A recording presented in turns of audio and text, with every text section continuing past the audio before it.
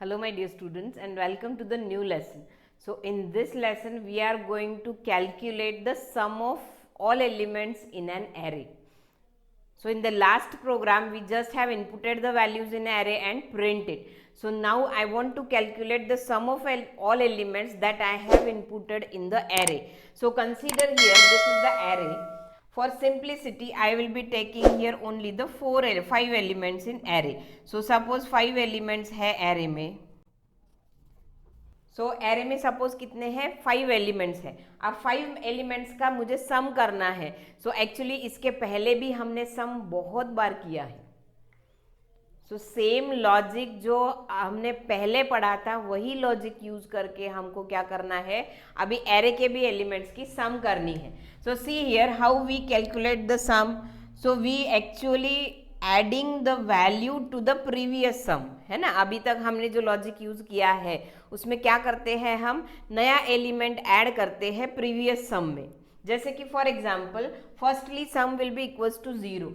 So then new value of sum will be equals to previous value of sum which is equals to 0 plus यहाँ पे क्या होगा, मुझे क्या add करना होगा, a ऑफ 0 ऐड करना होगा. So that means that will be equals to 12. या फिर यहाँ पे मैं वैल्यू की जगह पे इंडेक्स ही लिखूँ तो बहुत ज़्यादा इजी जाता है. So sum is equal to sum plus a of 0. तो यानी सम में कितना आ जाएगा, अभी 12 आ जाएगा. ओके अब नेक्स्ट टाइम उसी में सम में, दैट मीन्स उसी सम में, सो ये जो सम हुई है उसी सम में अब मुझे क्या ऐड करना है, a ऑफ 1 ऐड करना है. नेक्स्ट टाइम मुझे सम में क्या करना होगा, a ऑफ 2 ऐड करना होगा and so on. So logic वही है. देखो first time sum will be equals to 0. So after reading this 12, so sum 0 plus 12, so which will be equals to 12. So new value of sum will be 12 हो गई है. सो 12 plus a of 1 यानी कितना हो गया 15. So new value of sum will be equals to 15. Now 15 plus a of 2 यानी मुझे करना क्या है, next next next numbers add करते जाना है right from 0 to number of values. जैसे कि यहाँ पे 4 है यानी लेस देन 5 तक, 0 से लेके तो लेस देन 5 तक मुझे करना क्या है. देखो sum is equals to, that is new sum is equal to previous sum plus a of i. So J 0 1 2 3 4 इसकी जगह पे मैंने क्या ले लिया है, i. अब ये i की जो वैल्यू है जो वो कहाँ से जाएंगी, 0 से लेके तो number of elements in array तक. जैसे कि 5 अगर है लेस देन 5 तक तो लेस देन 5. सो अब देखो आई की वैल्यू फर्स्ट टाइम 0 होंगी तो a ऑफ 0 ऐड होगा, next time a of 1 add होगा, next time a of 2 add होगा and so on. So let us write the program for this. So I will be writing from main function. So of course I am want to declare the array. So a ही हो गया last time भी, अभी थोड़ा सा change कर देते हैं. array का नाम सपोज x है. So array name can be anything, कुछ भी हो सकता है. अब मैं यहाँ पे 10 की जगह पे थोड़ा सा ज़्यादा ही दे देती हूँ array का साइज. सो अगर आप x ऑफ 100 देते हो तो ऑफकोर्स यूज़र 100 से कितने भी कम एलिमेंट यूज़ कर सकता है. सो ऐसा नहीं है कि 5 ही एलिमेंट होना चाहिए, 10 ही एलिमेंट होना चाहिए. पहले से ही ज़्यादा मैंने दे दिया है नंबर. अब हम यूज़र को पूछेंगे कि आपको कितनी वैल्यूज एंटर करनी है. So that's Y I have taken the size more than a variable. Suppose number of elements कितने स्टोर करने हैं उसके लिए मैंने n ले लिया है. I will be for index and a variable for sum. Sum is equals to 0. So अब इसमें हम पहले पूछेंगे यूजर को कि how many elements you want to input in array. So जैसे कि लास्ट इसमें हमने फिक्स्ड एलिमेंट दिए थे 10. So ऐसा कुछ नहीं है, 10 के लिए क्यों रिस्ट्रिक्ट करते हो, यूजर से पूछो कि आपको कितने एलिमेंट चाहिए. So उसके लिए हम पहले मैसेज दे देंगे, please enter number of element. enter number of elements, then scanf. सो जो यूज़र एंटर करता है वो वैल्यू मैंने n में दे दी. So that means now n is the number of element in the array. So n number of element अभी किस में रहने वाले हैं, आपके एरे में रहने वाले हैं. सो ऑफ कोर्स अब आपको पता है कि वैल्यू इनपुट करनी है एरे में. सो इनपुट करने के लिए पहले हम मैसेज दे देंगे। सो printf एंटर। अब कितनी वैल्यूज़ है, तो n नंबर ऑफ वैल्यूज़ है ना, मैसेज आना चाहिए। जैसे n अगर 10 दे दिया है तो 10 आना चाहिए, 10 नंबर्स आना चाहिए, 12 देते हैं तो 12 नंबर्स आना चाहिए। सो इसके लिए मैंने यहाँ पे %d लिखा है, एंटर %d वैल्यूज़। और %d की जगह पे कौन सी वैल्यू डिस्प्ले करनी है मुझे, n की।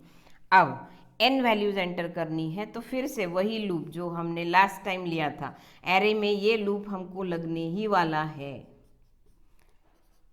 सो scanf, यहाँ पे मैंने पर्पजफुली ओपनिंग ब्रेस लिया है क्योंकि अभी मुझे सिर्फ एक ही स्टेटमेंट एग्जीक्यूट नहीं करना है, अभी मुझे और स्टेटमेंट इस लूप में लिखने हैं। सो इसलिए ओपनिंग ब्रेस लिया है। सो %d x ऑफ i। सो अब जैसे ही x ऑफ i इनपुट करते हो, इनपुट करने के तुरंत बाद उसी को किस में ऐड कर दो, सम में ऐड कर दो। That is sum is equal to sum plus x of i। So execution देखो इसका क्या होगा। फर्स्ट टाइम i की वैल्यू 0 है, अभी तो एरे में कुछ भी एलिमेंट नहीं है। अभी के लिए मैंने सपोज इनपुट कर लिया है n, यानी मैंने 5 ही दिए हैं। सपोज n की वैल्यू कितनी है, 5। सो मैसेज आ जाएगा एंटर 5 वैल्यूज नीचे, i equals to 0, i less than n, that is i less than 5। First time i की वैल्यू 0 है, scanf x of 0।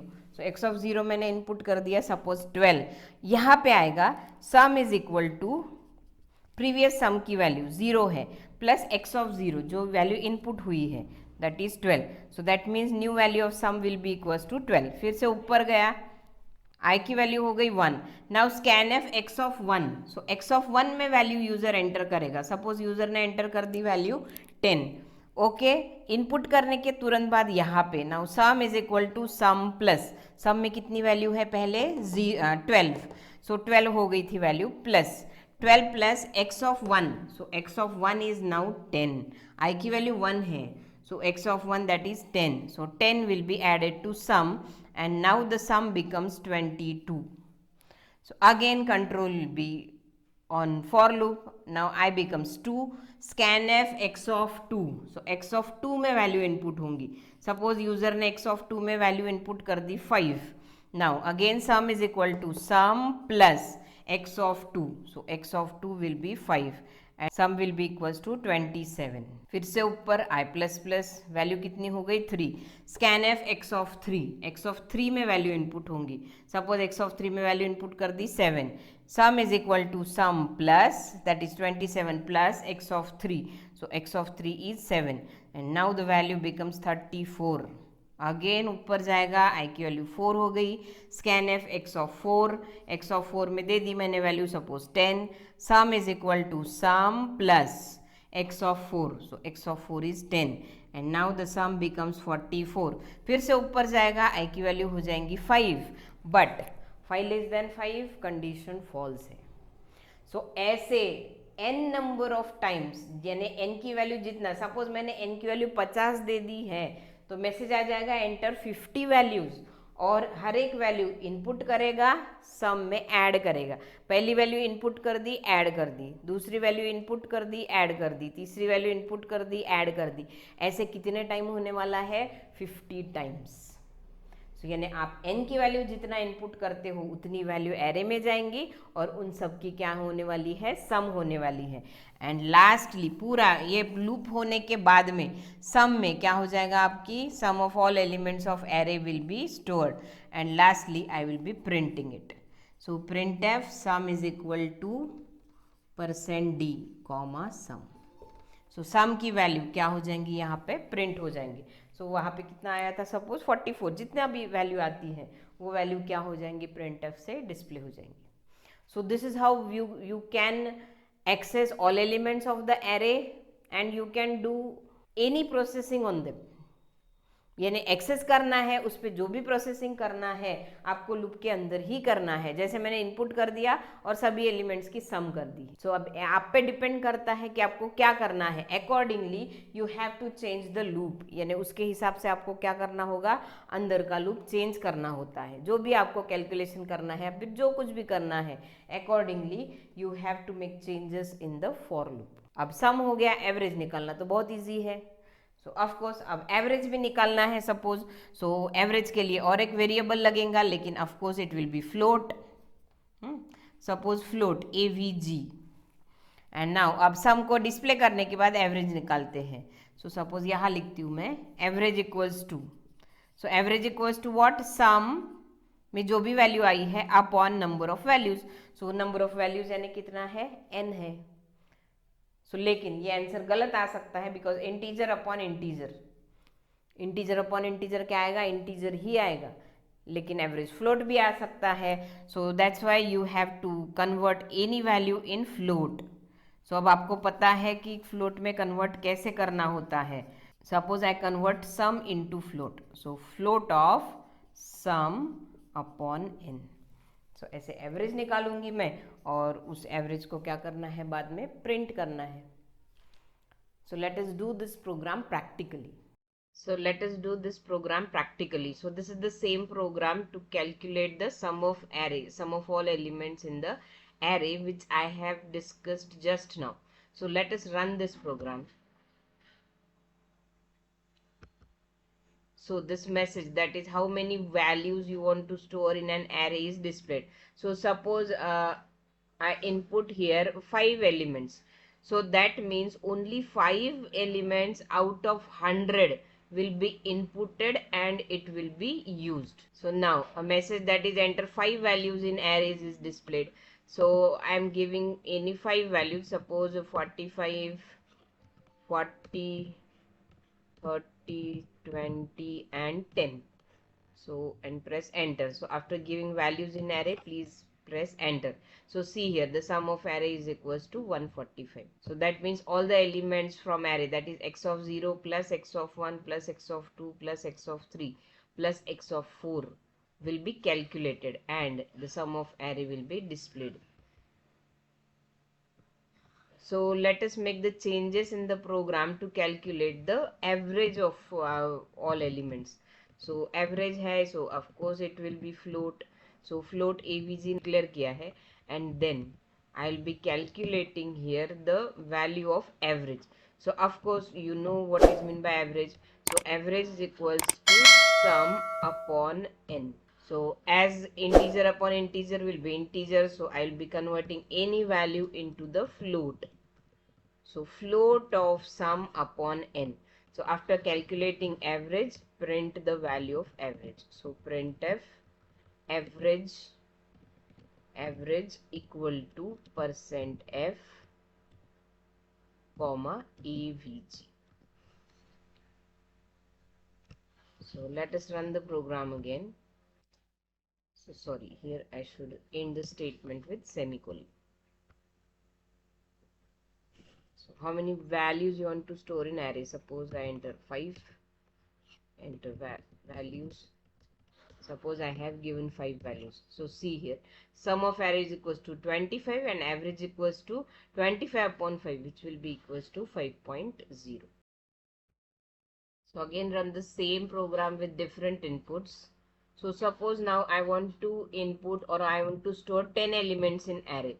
So you have to give now 10 values in array, because you have given value of n as a 10.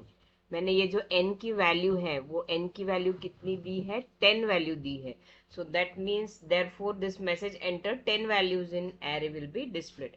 So now this loop will be continued. This loop will input 10, repeat for 10 times, and will input the 10 values, and it will be stored in array X, and simultaneously sum of the given element or sum of the inputted element will be calculated. So suppose I input the values as